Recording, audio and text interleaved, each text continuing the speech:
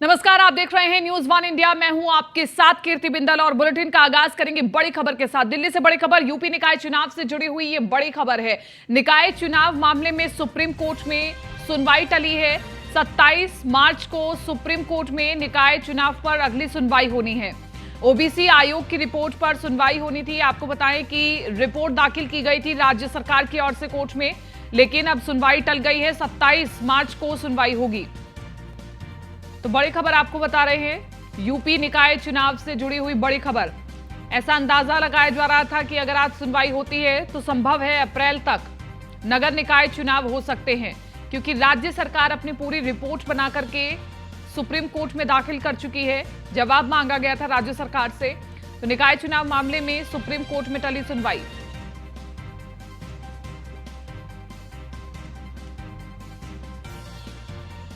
दिल्ली से बड़ी खबर, यूपी निकाय चुनाव से जुड़ी हुई ये बड़ी खबर आपको बता रहे हैं। निकाय चुनाव मामले में सुप्रीम कोर्ट में टली सुनवाई। 27 मार्च को सुप्रीम कोर्ट में निकाय चुनाव पर सुनवाई होगी। ओबीसी आयोग की रिपोर्ट पर होनी थी सुनवाई। तो अब आगे क्या होगा और कितना आगे तक ये मामला पहुंचता है, ये भी बहुत महत्वपूर्ण, क्योंकि निकाय चुनाव को लेकर के तमाम पार्टियों ने तैयारियां तो शुरू कर दी हैं, लेकिन अभी निकाय चुनाव आयोजित कब होंगे, इस पर ही पेच फंसा है। हमारे साथ पीयूष तिवारी ज्यादा जानकारी के साथ संवाददाता लाइव बने हुए हैं। पीयूष, एक बार फिर से सुनवाई टल गई है, क्या वजह निकल करके सामने आई कि ये तारीख आगे पहुंच गई है 27 मार्च तक? निश्चित रूप से आप देखिए, नगर निकाय चुनाव को लेकर कहीं ना कहीं आज सुप्रीम कोर्ट में एक महत्वपूर्ण सुनवाई होने वाली थी। ऐसे में थोड़ी देर में स्थिति स्पष्ट हो जाएगी कि आखिर वजह क्या कुछ रही तारीख टलने की। लेकिन जो 27 मार्च है उस दिन अब फिर से सुनवाई होगी।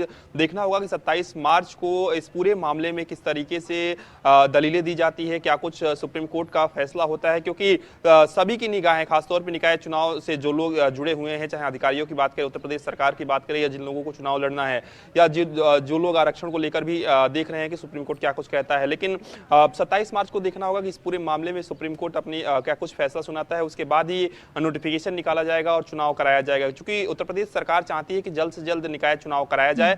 पिछली बार भी कोशिश की गई थी कि जल्द से जल्द इस चुनाव को कराया जाए। हालांकि जिस तरीके से ओबीसी आयोग की जो अंतिम रिपोर्ट है वो भी कहीं ना कहीं सुप्रीम कोर्ट को सौंप दी गई है। तो ऐसे में अब देखना होगा कि सुप्रीम कोर्ट क्या कुछ खासतौर पर फैसला सुनाता है, क्योंकि लंबे समय से ये प्रक्रियाएं चल रही है। कई अड़चने भी इस दौरान देखने को मिली निकाय चुनाव को लेकर। ऐसे में आज सुनवाई होने वाली थी।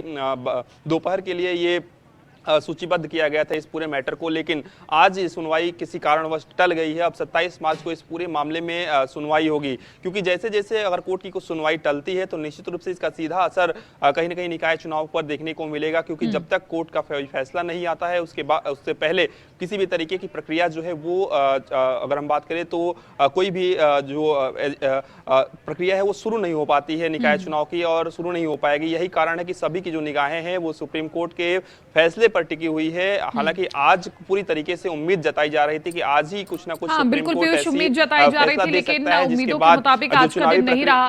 लेकिन पीयूष, इसी के साथ साथ क्योंकि 27 मार्च को जब सुनवाई होगी तो फिर फैसले के लिए भी डेट आगे जाएगी, और इस प्रकार से करते करते तारीख आगे बढ़ती जाएगी, जिसकी वजह से नगर निकाय चुनाव पर असर पड़ सकता है, क्योंकि और देरी से हो सकते हैं। पहले कहा जा रहा था कि संभव है कि अप्रैल तक नगर निकाय चुनाव हो जाएंगे, और इसको लेकर के तमाम तैयारियां भी की जा रही हैं तमाम पार्टियों की ओर से।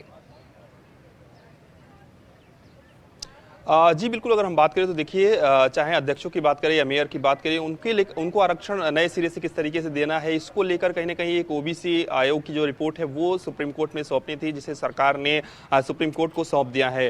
सबसे बड़ी बात है कि न्यायालय में जब कोई भी प्रक्रिया चलती है, सुनवाई चलती है, तो कई कारण हो जाते हैं। या तो जो पक्ष है उसका कोई वकील गैर मौजूद रहता है, इस वजह से सुनवाई नहीं हो पाती है, या किसी अन्य कारण के वश भी कोई रिपोर्ट सबमिट नहीं हो पाती है। कई कारण होते हैं सुप्रीम कोर्ट के कार्रवाई में इस वजह से कहीं ना कहीं सुनवाई टल जाती है। लेकिन जैसे जैसे ये सुनवाई टल रही है, निश्चित रूप से इसका असर जो है वो कहीं ना कहीं निकाय चुनाव पर देखने को मिलेगा, क्योंकि आपने देखा कि महीनों से इस पूरी प्रक्रिया महीनों से चल रही है। इस बीच कई अड़चने भी देखने को मिली निकाय चुनाव को लेकर। कई राजनीतिक पार्टियों ने भी इस पर तंज कसा, कई राजनीतिक पार्टियों ने कहा कि ओबीसी आरक्षण की बात की गई, प्रदर्शन भी किए गए। तो निश्चित रूप से आप देखिए आज जो सुनवाई टली है इसका सीधा असर कहीं ना कहीं आने वाले दिनों में जरूर देखने को मिलेगा, और ये असर देखने को मिलेगा कि जो चुनाव की जो तारीख है वो टलती हुई नजर आएगी। जो समय कहा जा रहा है कि अप्रैल मई तक चुनाव कराने की फिराक में सरकार थी और पूरी कोशिश भी सरकार कर रही है, वो कहीं ना कहीं अब धीरे धीरे टलता हुआ नजर आ रहा है। जैसे ही जब तक सुप्रीम कोर्ट कोई फैसला नहीं देता है, निश्चित रूप से चुनावी प्रक्रिया शुरू नहीं हो पाएगी। अब 27 मार्च को देखना होगा कि सुप्रीम कोर्ट में बिल्कुल हमें 27 मार्च तक का इंतजार करना होगा कि आगे क्या रहने वाला है। ठीक है पीयूष, बहुत बहुत शुक्रिया तमाम इस जानकारी के लिए।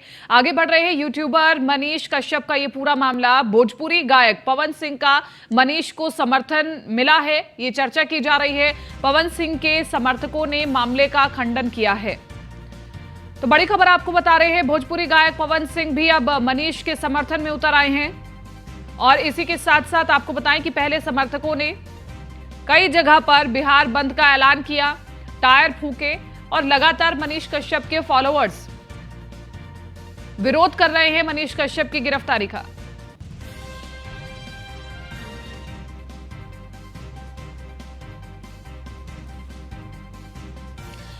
मनोज कुमार हमारे साथ संवाददाता ज्यादा जानकारी के साथ न्यूज रूम से बने हुए हैं लाइव। मनोज, मनीष की जब से गिरफ्तारी हुई है तमाम समर्थक जमीन पर उतरते हैं और बिहार बंद का ऐलान करते हैं, हालांकि कुछ ज्यादा असर दिखाई नहीं देता, लेकिन अब चर्चा यह है कि जो चर्चित गायक है वो भी उनके समर्थन में आ गए हैं।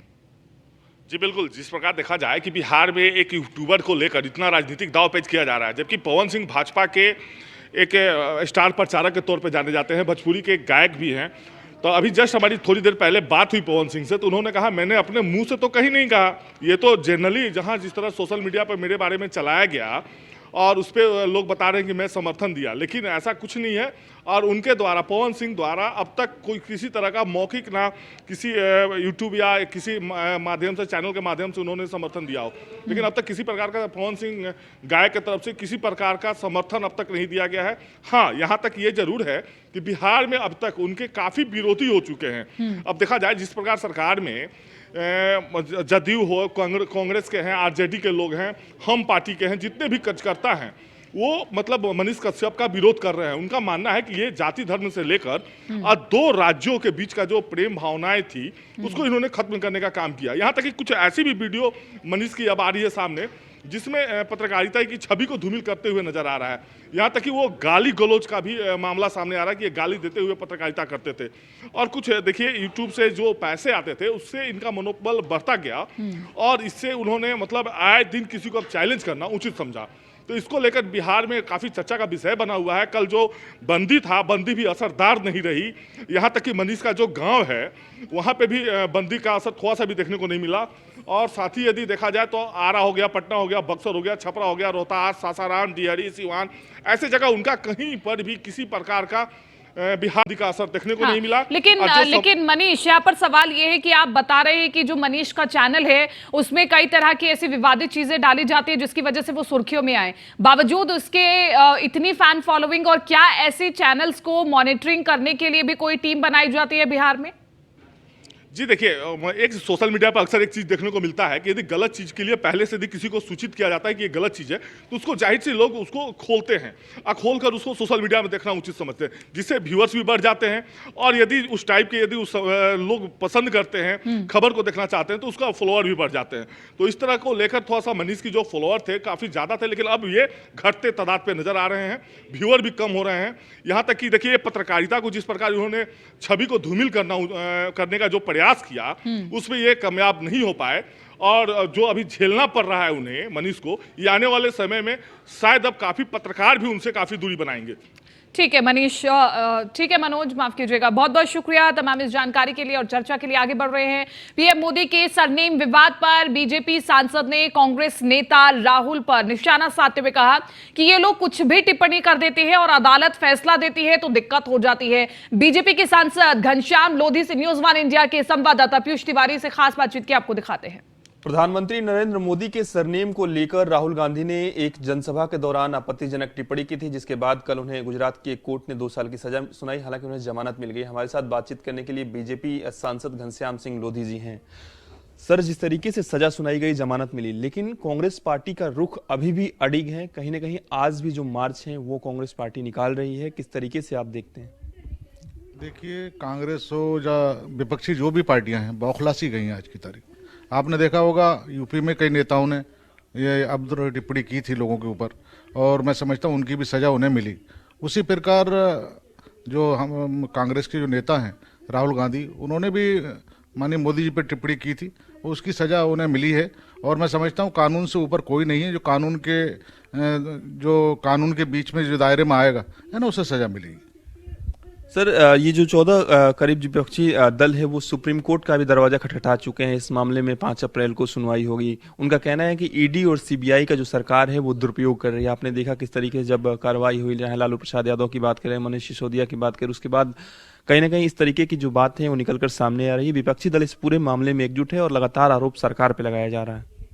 देखिए, जब कहते हैं ना चोर चोर मौसेरे भाई, जब सब इकट्ठे हो जाते हैं तो चाहे कोई सी पार्टी हो, सारे विपक्षी दल आज की तारीख में सब इकट्ठे हैं। क्योंकि कई दलों पर सीबीआई की तलवार लटकी हुई है और उनकी जांचें चल रही हैं। क्योंकि वो जिन्होंने कर्म किया है ना, तो उनकी सजा उन्हें स्वाभाविक है मिलेगी, और सीबीआई उनकी जांच कर रही है। इसीलिए जो भी हमारे विपक्षी दल हैं हमारे देश के, तो है ना, वो सब अपने बचाव के चक्कर में सब इकट्ठे हो गए हैं और सरकार पे हमला बोल रहे हैं। क्योंकि उनके पास अपने पास कहने को तो कुछ नहीं है, ना जनता के बीच में जाने को कुछ है और ना सदन में कुछ कहने को है। लेकिन रोजाना हंगामा करना उनका एक दायित्व बन गया है। क्योंकि जब भी सदन में आते हैं तो रोजाना हंगामा करते हैं, ना तो सदन चलने दे रहे हैं और न ही कोई कार्रवाई होने दे रहे हैं। आपको क्या लगता है, क्योंकि जिस तरीके से दूसरा चरण भी बजट सत्र का चल रहा है, लगातार हंगामे की भेंट चढ़ रहा है, कई महत्वपूर्ण विधेयक भी पारित करवाने हैं परियोजनाओं को लेकर, आपको लगता है कि और जो समय बचा है इसमें जो विपक्ष है वो सदन को सुचारू रूप से चलने देगा? देखिए, सदन का तीसरा सप्ताह है और 2 सप्ताह ऐसे ही निकल गए, हंगामे के भेंट चढ़ गए।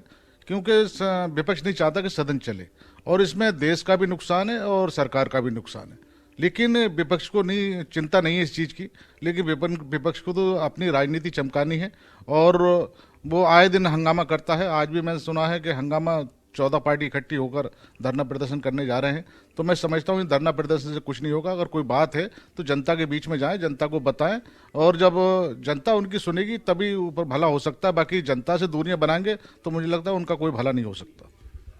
धन्यवाद सर। तो ये थे हमारे साथ रामपुर से बीजेपी सांसद घनश्याम सिंह लोधी जी, जिनका साफ तौर पे कहना है कि अगर विपक्ष जनता से दूरी बनाएगी तो ये ठीक नहीं है और कहीं ना कहीं जनता का भला नहीं हो सकता है अगर इस तरीके से धरना प्रदर्शन किया जाएगा, इस तरीके से सदन की कार्रवाई को नहीं चलने दिया जाएगा। तो वीडियो जर्नलिस्ट राम त्रिपाठी के साथ पीयूष तिवारी, नई दिल्ली।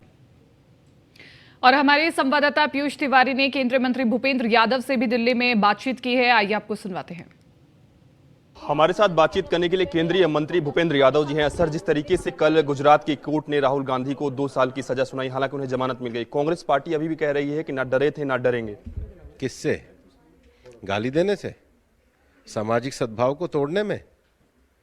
कैसी बात कर रहे हैं वो लोग? न्यायालय के न्यायाधीश कह रहे हैं कि आपको अपने कृत्य पर माफी मांगनी चाहिए। अहंकार के लिए? किस चीज का अहंकार है? छोटे समाजों को अपमानित करने का अहंकार है? ओबीसी समाजों को अपमानित करने का अहंकार है? उनके प्रति अपशब्द कहने का अहंकार है? लंदन में जाकर भारत के लोकतंत्र का विरोध करने का अहंकार है? कांग्रेस किस दिशा में चल रही है?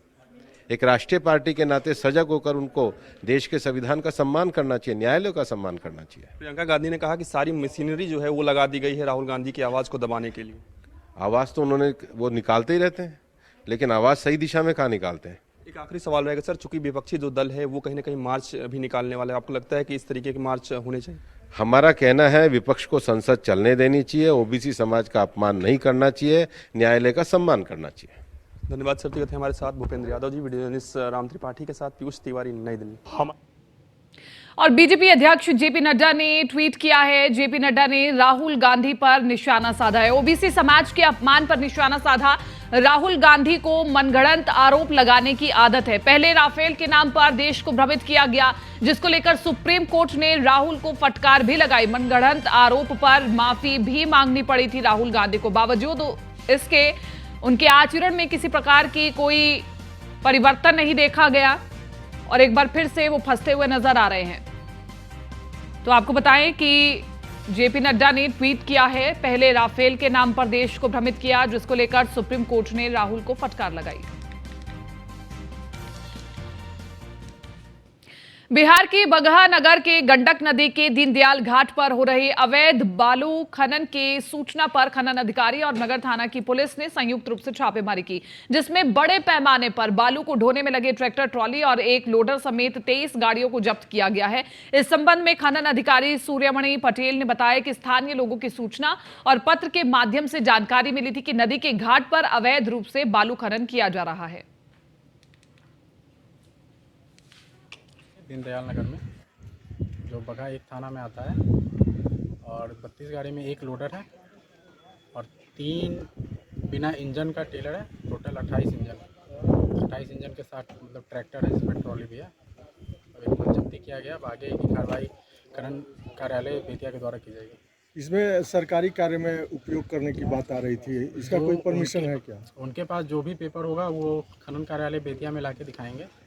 उसके बाद उनकी बात सही है कि गलत है, वहाँ पे जांच की जाएगी। जो ये बिहार के औरंगाबाद शहर के एक निजी स्कूल में गुरुवार को वार्षिक परीक्षा फल घोषणा के मौके पर विज्ञान प्रदर्शनी का आयोजन किया गया। स्कूल में इस दौरान बच्चों ने सांस्कृतिक कार्यक्रम की भी प्रस्तुति दी। विज्ञान प्रदर्शनी में छोटे छोटे बच्चों ने विज्ञान से संबंधित प्रोजेक्ट का प्रारूप दिखाया। बच्चों ने प्रदूषण नियंत्रण, जल संरक्षण, सड़क सुरक्षा, पर्यावरण संरक्षण एवं मौसम परिवर्तन आदि से संबंधित प्रोजेक्ट्स प्रस्तुत किए। पॉल्यूशन है और ये हमारा पॉल्यूशन कंट्रोल है। इसको बनाने का मेन जो कारण था वो है कि आजकल बहुत ज़्यादा पॉल्यूशन हो रहा है। इसी की वजह से जैसे कि यहाँ घर के ऊपर से हमारे अगल बगल में जो भी आंटी लोग जैसे होती हैं झाड़ू लगाती हैं तो नीचे कचरा फेंक देती हैं, जो कि बहुत गलत है, जिससे पेड़ सूख जाते हैं और फैक्ट्री से धुआं निकलता है और बहुत सारे आजकल घर बन रहे हैं। मोटरसाइकिल हमारे देश में पानी के महत्वपूर्ण है। पानी हमारे लिए कितना महत्वपूर्ण है, अगर पानी नहीं रहेगा तो हम नहीं रहेंगे। सर ये ग्लोबल वार्मिंग है। ग्लोबल वार्मिंग फैक्ट्री जो रहता है उसमें से कार्बन डाइऑक्साइड, नाइट्रोजन ये सब मिल के एक लेयर बनाते हैं। चलिए आगे बढ़ रहे, बात कर रहे अगली खबर की। वाराणसी से काशी वासियों को मिली विकास की सौगात। 28 परियोजनाओं का लोकार्पण और शिलान्यास किया गया है। वन वर्ल्ड टीबी समिट को प्रधानमंत्री नरेंद्र मोदी ने संबोधित किया और वन वर्ल्ड टीबी समिट का प्रधानमंत्री नरेंद्र मोदी ने उद्घाटन किया। काशी में समिट का होना सौभाग्य की बात है। काशी मानवता के परिश्रम की साक्षी रही है। बड़ी चुनौतियों का सामूहिक प्रयास से हल होना चाहिए और वन अर्थ वन हेल्थ के विजन के साथ हमें आगे बढ़ना होगा। 2014 के बाद भारत टीबी के खिलाफ लड़ा है। टीबी के खिलाफ कई अभियान चलाए गए। टीबी के खिलाफ अभियान में जन भागीदारी भी देखने को मिली। 10 लाख टीबी मरीजों को लोगों ने गोद लिया और बच्चे भी टीबी के खिलाफ अभियान का हिस्सा बने हैं।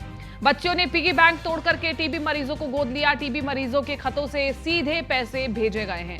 तो आज प्रधानमंत्री नरेंद्र मोदी के संबोधन से जो महत्वपूर्ण बातें निकल करके आई हैं वो हम आपको बता रहे हैं। उन्होंने कहा कि बच्चे भी टीबी के खिलाफ अभियान का हिस्सा बने हैं। सभी ने अपनी जन भागीदारी निभाई है। बच्चों ने पिगी बैंक तोड़ करके टीबी मरीजों को गोद लिया। ये सबसे ज्यादा सराहनीय है।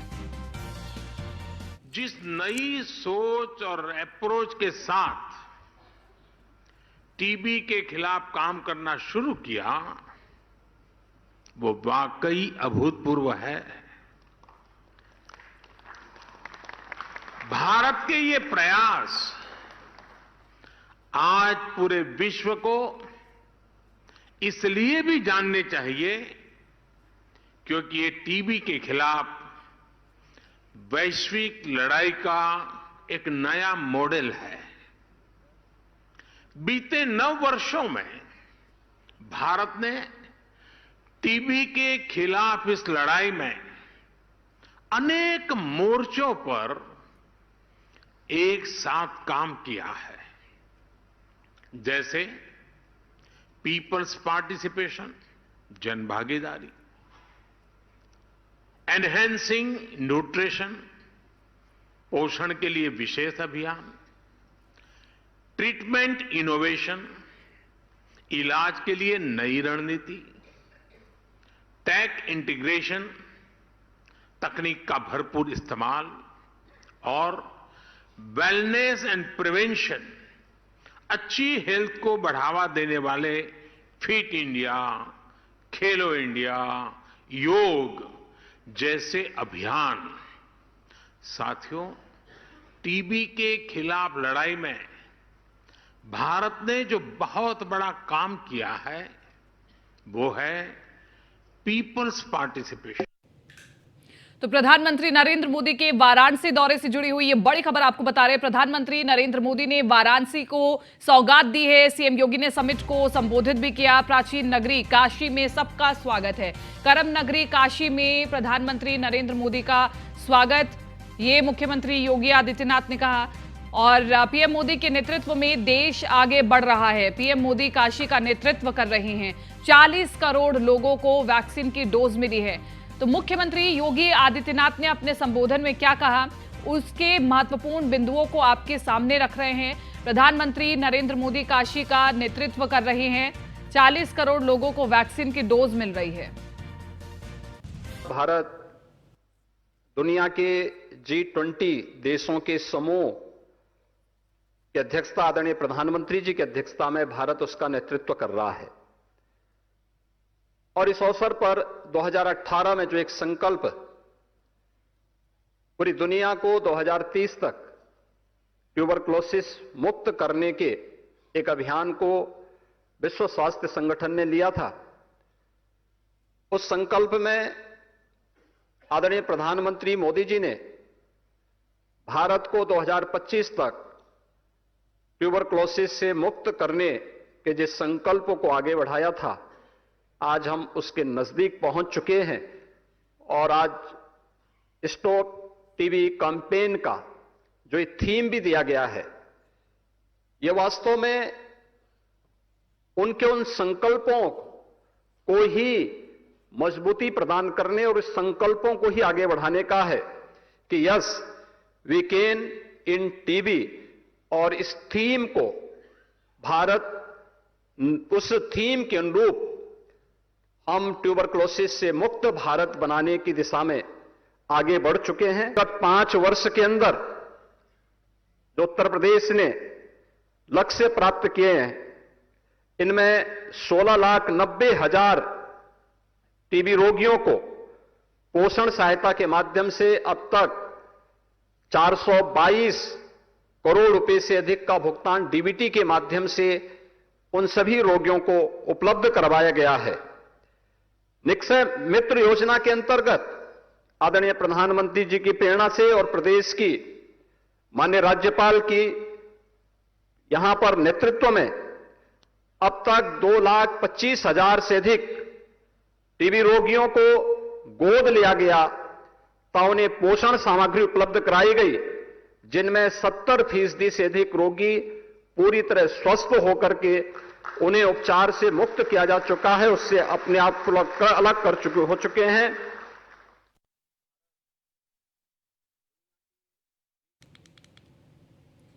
तो मुख्यमंत्री योगी आदित्यनाथ की तमाम महत्वपूर्ण बातें आपको दिखा रहे हैं।